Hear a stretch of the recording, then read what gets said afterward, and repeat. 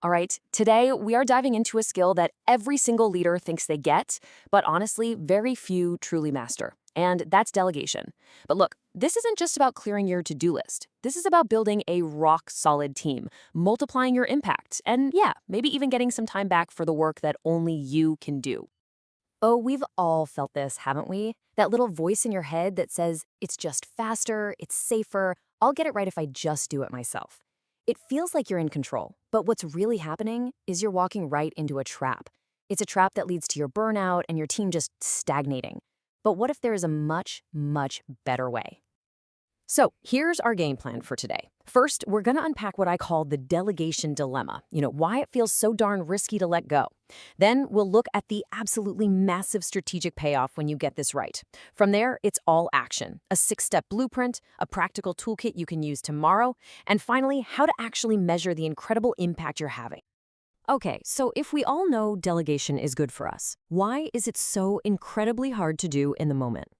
Well, it turns out that resistance, that hesitation to let go, is really tied to some powerful, very human barriers that pretty much every leader runs into. Do any of these sound familiar? That little perfectionist on your shoulder, that fear of losing control, maybe a lack of trust, or just the insane pressure of a deadline that makes you think, ugh, I'll just do it myself. It's a vicious cycle, and it leads straight to burnout.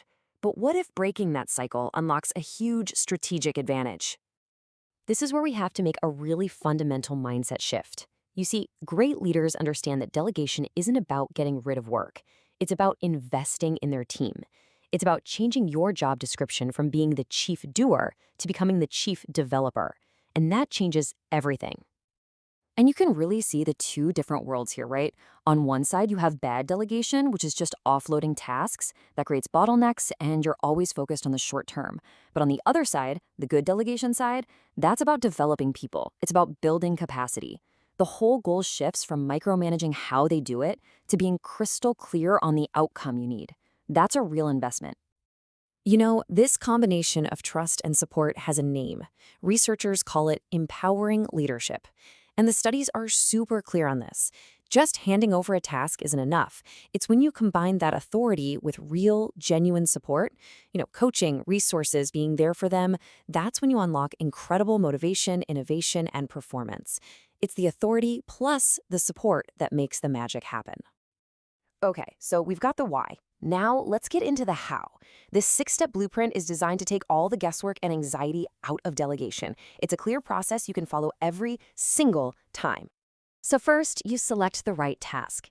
Think about what someone else could do to grow. Second, choose the right person. You want to match the task to not just their skills, but also their development goals. Third, and this one is absolutely critical, define the outcome. Be painfully clear. Fourth, give them what they need to succeed. Fifth, set up a simple check-in rhythm, one that avoids micromanagement. And finally, number 6, always debrief and recognize their work. Let's just zoom in on step 3 for a second. Define the outcome. Imagine the difference between just saying, hey, can you handle the dashboard, versus saying this. See how specific that is? It defines the deliverable, the deadline, and the exact level of authority they have. That one sentence prevents a whole world of confusion and frustration down the road. All right, now for the super practical part. Let's actually build out your toolkit with some specific phrases you can steal and some common mistakes you can watch out for. Sometimes just having the right words can make things so much easier. So to assign authority, be explicit about their decision limits. For updates, ask for something simple like a green, yellow/red status. It keeps you in the loop without you having to be intrusive. And for feedback, be specific and constructive. These little microscripts make communication so much cleaner. And of course, here are the traps you definitely want to avoid. The biggest one, number 1 with a bullet, is delegating responsibility without giving the person the authority to actually do the job.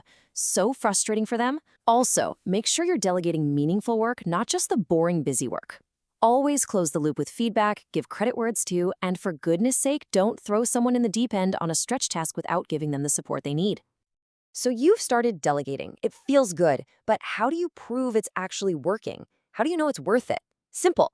You measure it, because the payoff here isn't just a feeling, it actually shows up in the numbers. Just take a look at this quick case study. We had a marketing director spending 12 hours a week, a day and a half, on copywriting. She delegated it to a junior marketer with some good coaching. Her time on that task plummeted to just 3 hours. But look what else happened. The junior marketer grew, produced a campaign with an 8% higher click-through rate. And the director? She was freed up to focus on a huge strategic initiative. That is a win-win-win. And if you want to see the most powerful number in this whole story, it's right here. The director didn't just get rid of 9 hours of operational work. She gained 9 hours of high-impact strategic time. This is the math that lets you get out of the weeds and actually start shaping the future of your organization. To make this all super easy to remember, here's a final checklist. Think of it as your pre-flight check for delegation. Before you hand anything off, just run through these 7 questions. It forces you to be intentional, it covers all the bases from our blueprint, and it's a simple tool to make sure you delegate right every single time. At the end of the day, delegation is not a one-time transaction. It's a leadership muscle. And just like any muscle, it only gets stronger with practice, with feedback, and by measuring the results. This isn't just a task. It's the core engine for how you multiply your impact as a leader. So I'm going to leave you with this question. I want you to look at your real to-do list for this week.